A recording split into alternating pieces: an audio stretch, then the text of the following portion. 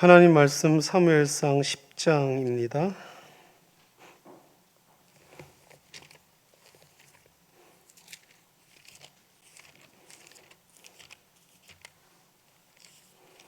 (1절에서) (16절까지) 말씀 한 절씩 교독하겠습니다. 이에 사무엘이 기름병을 가져다가 사울의 머리에 붓고 입맞추며 이르되 여호와께서 내게 기름을 부으사 그의 기업의 지도자로 삼지 아니하셨느냐.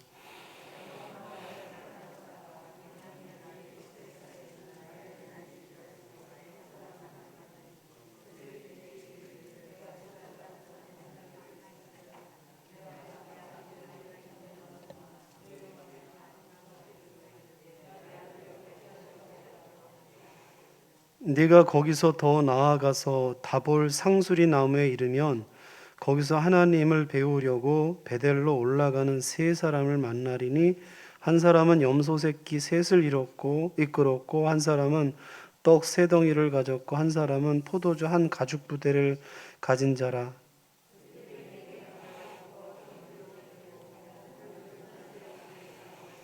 그 후에 네가 하나님의 산에 이르리니 그곳에는 블레셋 사람들의 영문이 있느니라. 네가 그리로 가서 그 성읍으로 들어갈 때 선지자와의 무리가 산당에서부터 비파와 소고와 저와 수금을 앞세우고 예언하며 내려오는 것을 만날 것이요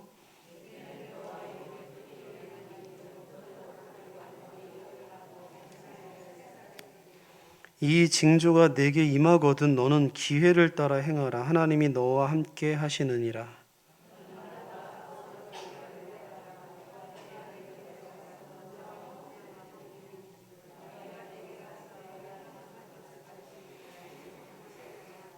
그가 사무엘에게서 떠나려고 몸을 돌이킬 때에 하나님이 새 마음을 주셨고 그날 그 징조도 다 응하니라.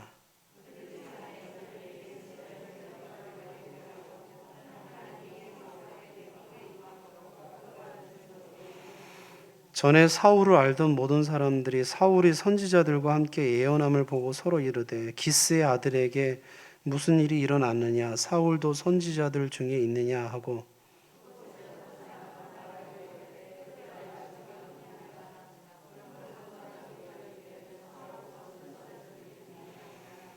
사울이 예언하기를 마치고 산당으로 가니라.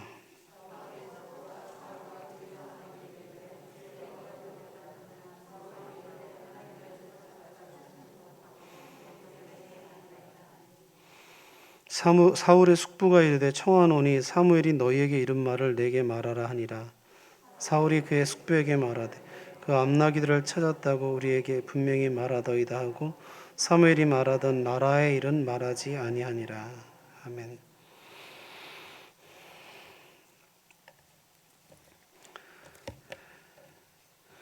여러분 말씀 묵상 계속 잘 하고 계신가요? 우리 그 매일 성경 그 큐티 교재를 여러분 120% 사용하셨으면 좋겠습니다. 그냥 이렇게 받고 책꽂이에 꽂아두지 마시고 매일매일 말씀 묵상하면서 기록도 하시고 하셨으면 좋겠습니다.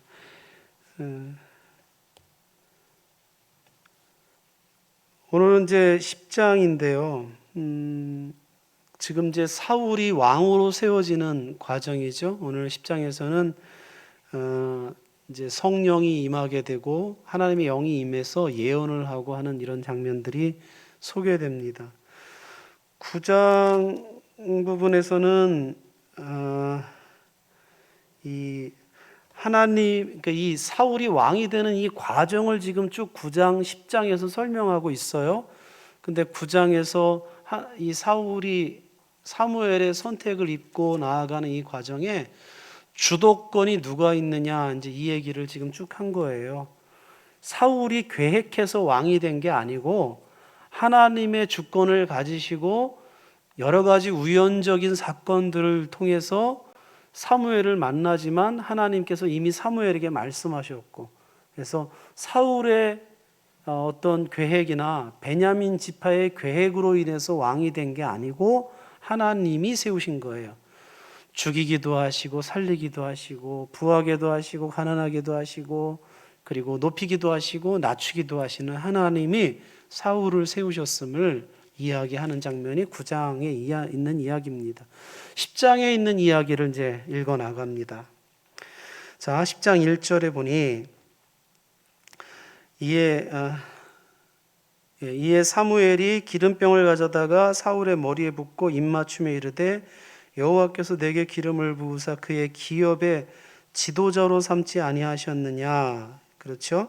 그래서 기업의 지도자로 삼으셨다. 기름을 부으셨다. 기름을 붓는다는 말은 그 선지자나 왕이나 제사장들이 하나님에 의해 이 직을 수행할 사람, 하나님에 의해 선택된 사람이다 해서 기름을 붓는 겁니다. 하나님에 의해 선택된 사람이기 때문에 기름을 붓는 거예요. 그래서 그 왕으로 세워졌기 때문에 기름을 부어 기업의 지도자로 삼았다는 겁니다. 그리고서 2절부터 이야기하죠. 내가 오늘 나를 떠나가다가 베냐민 경계 셀사에 있는 라헬의 묘실 곁에서 두 사람을 만나리니 그들이 내게 이르기를 내가 찾으러 갔던 암나기들을 찾은지라 내 아버지가 암나기들의 염려는 놓았으나 너희로 말미암아 걱정하이르되 내 아들을 위하여 어찌하리요 하더라 할 것이요. 지금 무슨 얘기입니까?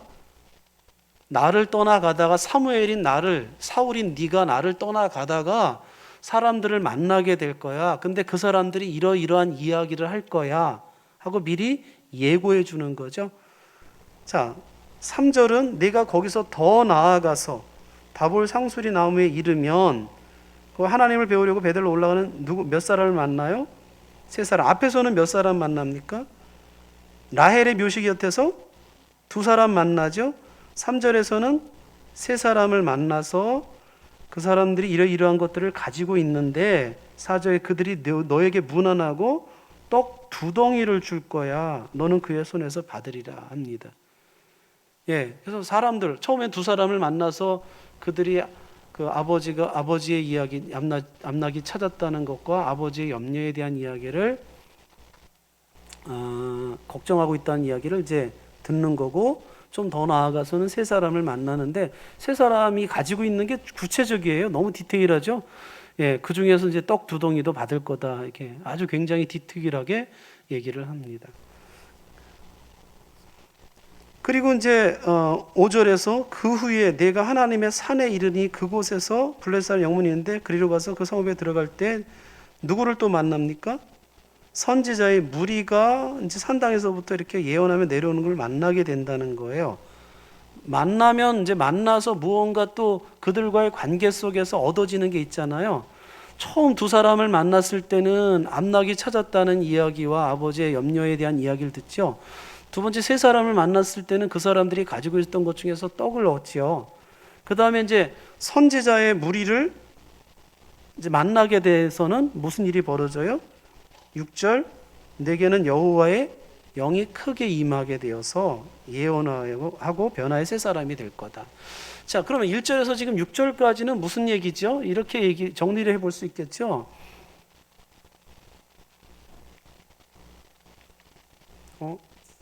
안 돼요?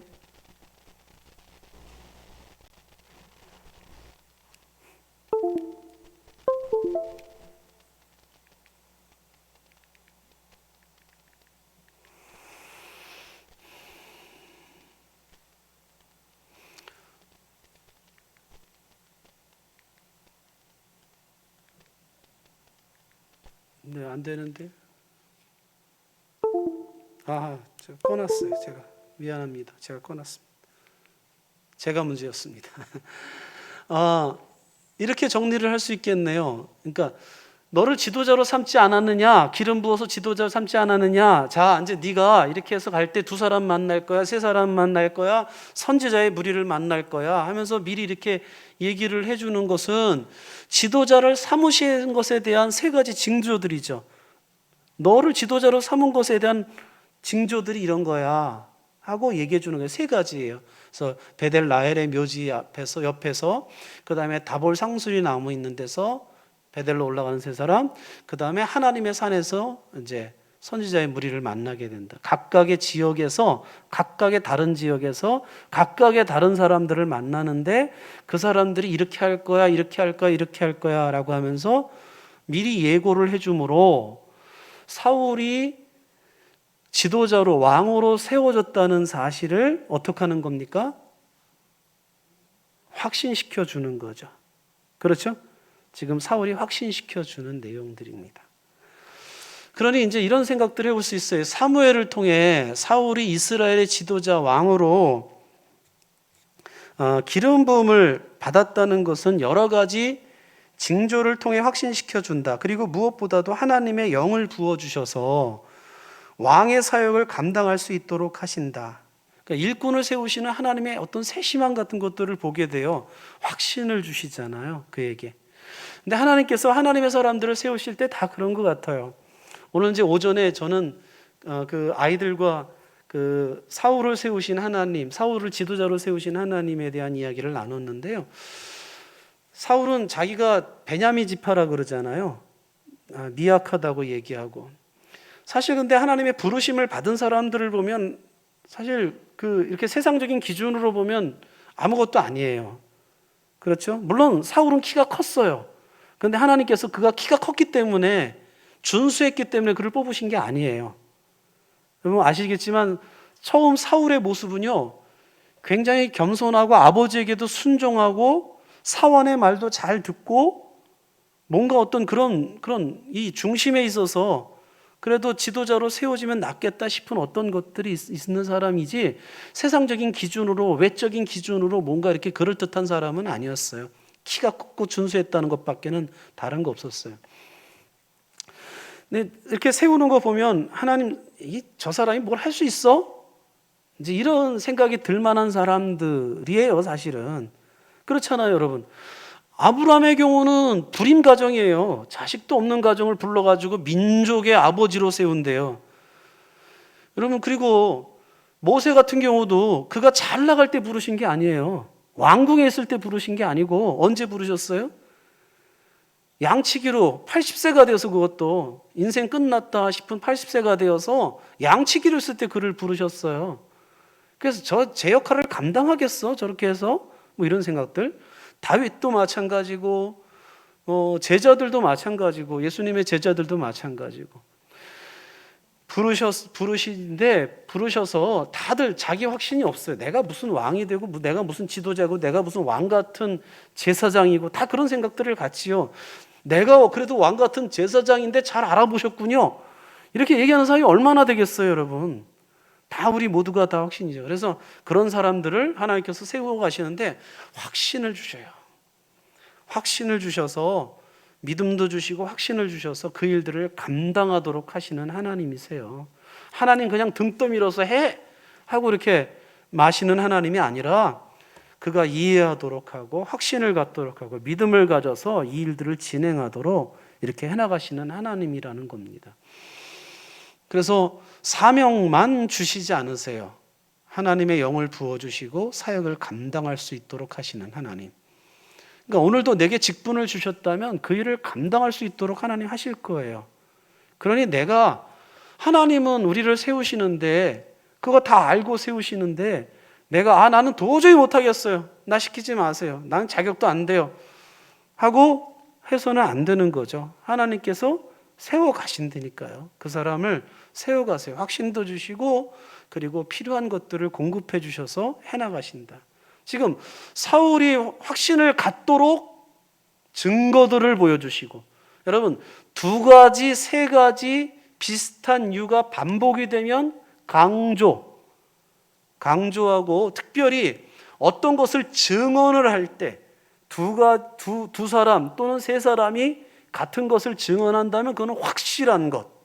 그래서 2-3 증언으로 말마다 그것이 사실이라는 것을 확증하도록 하라는 얘기가 그 얘기예요.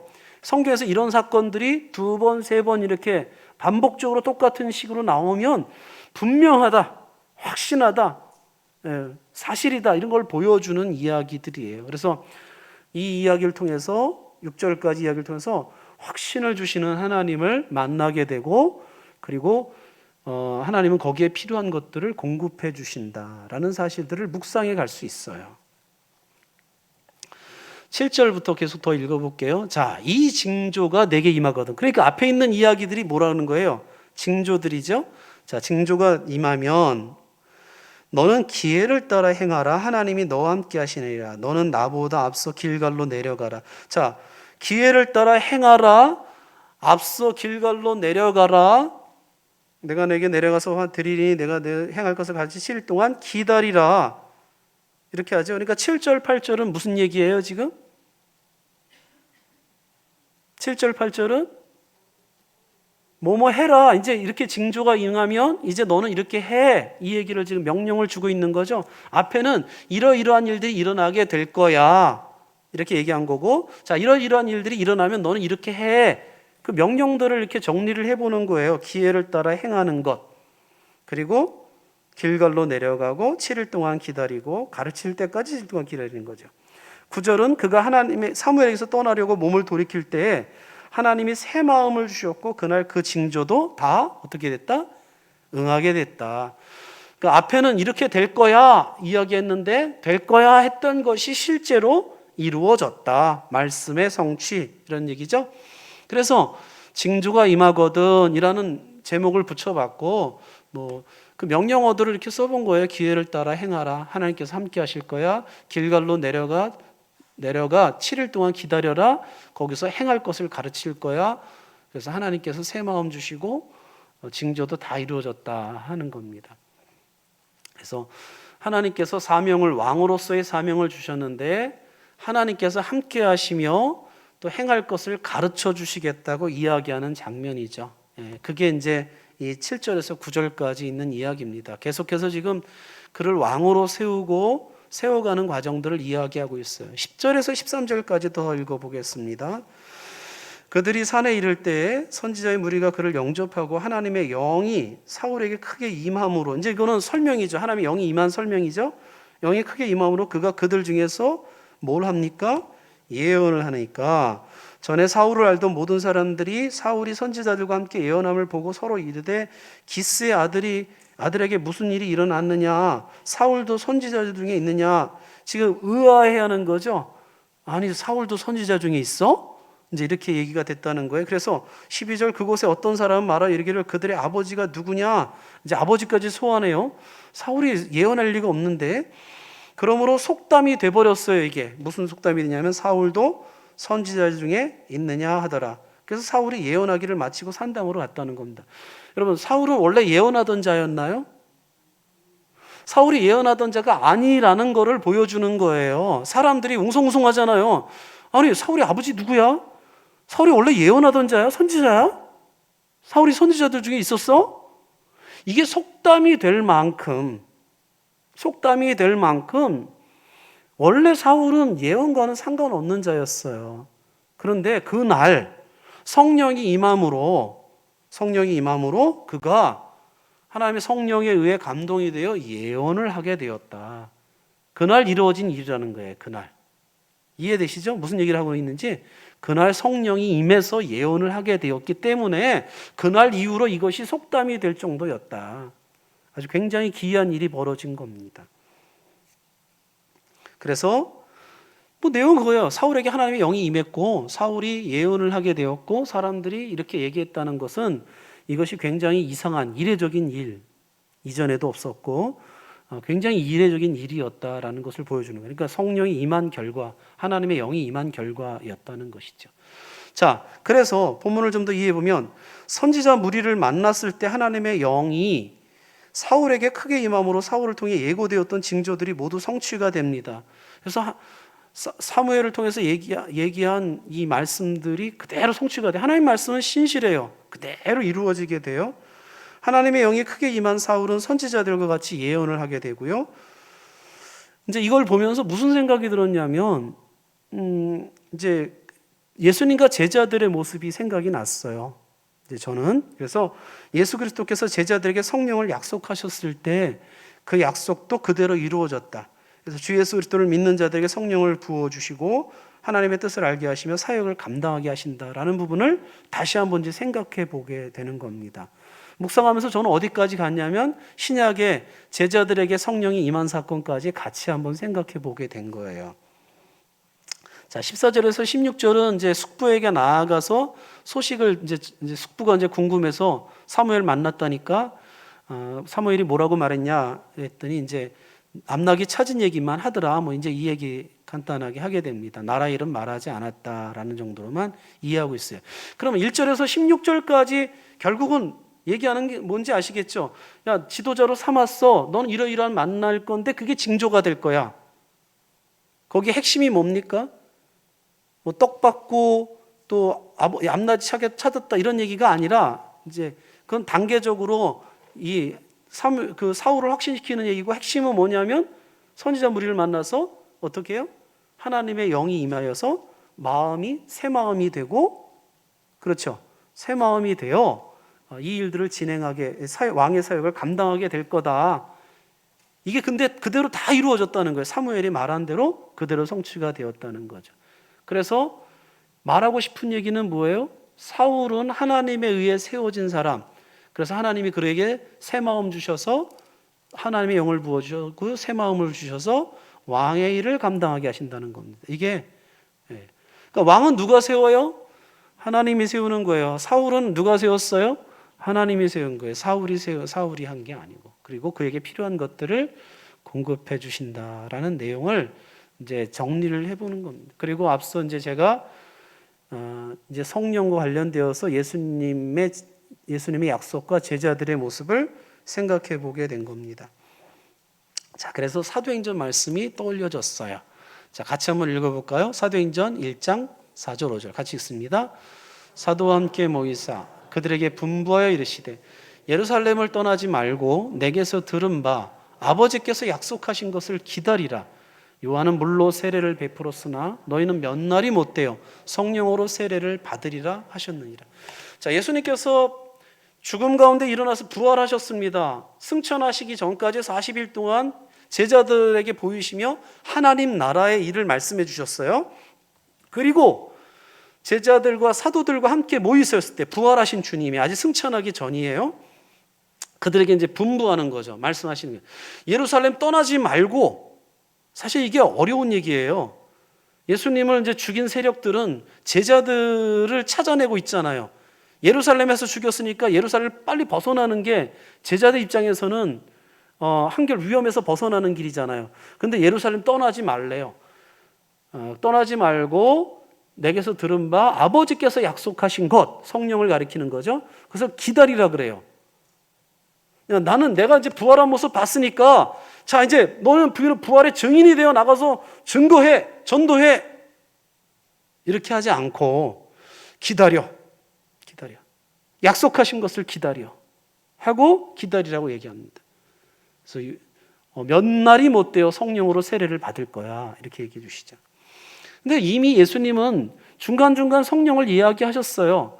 요한복음 14장에 보면 내가 아버지께 구하겠으니 그가 또 다른 보혜사를 너에게 주사 영원토록 너희와 함께 있게 할 거야.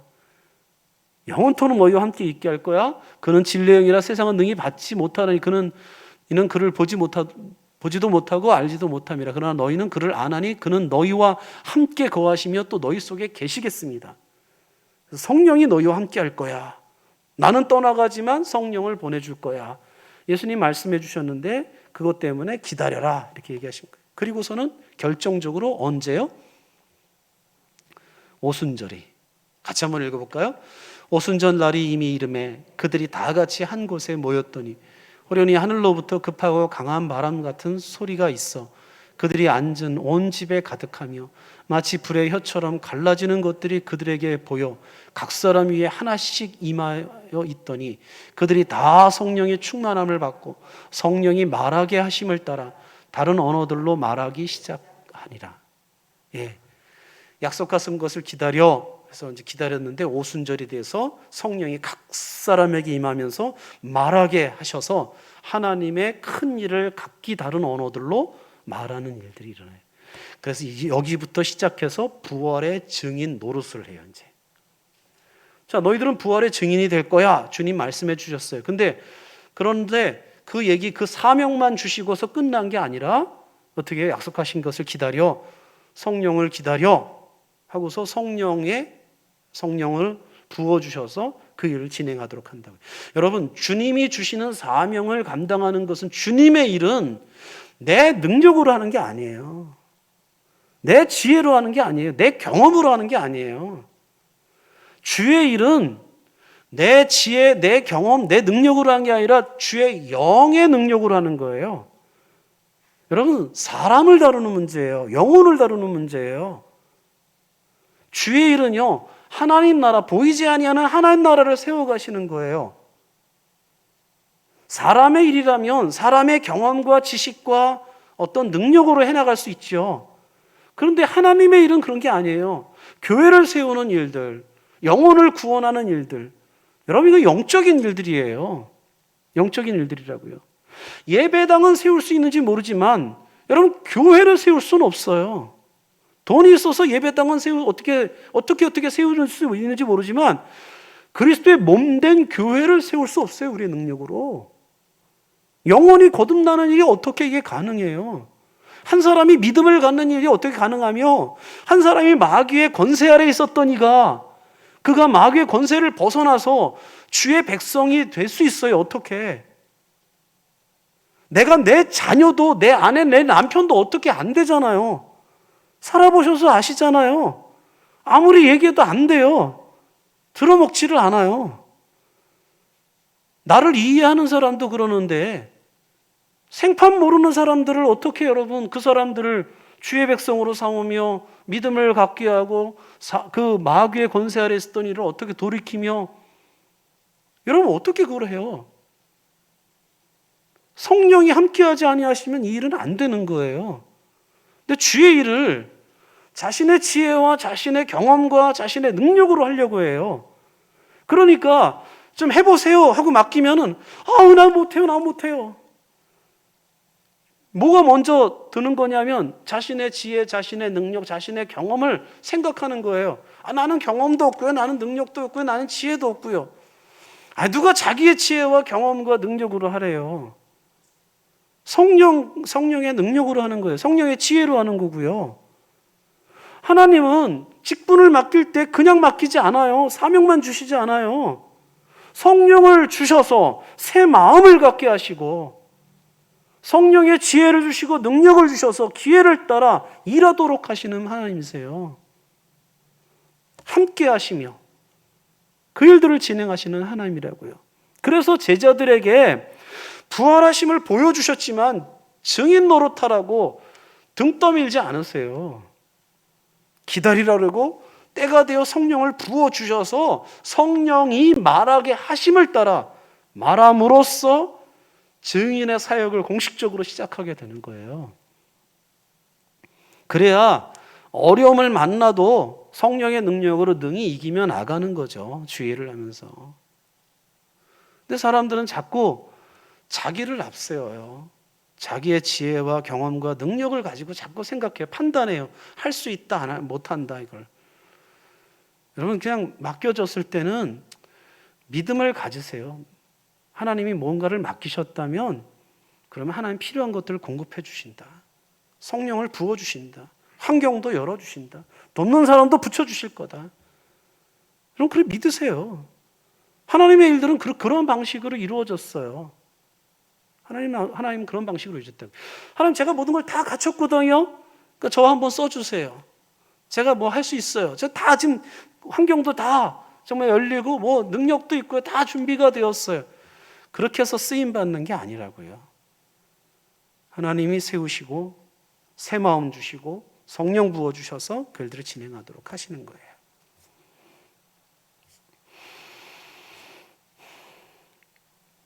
그래서 같이 한번 읽어볼까요? 함께 있습니다.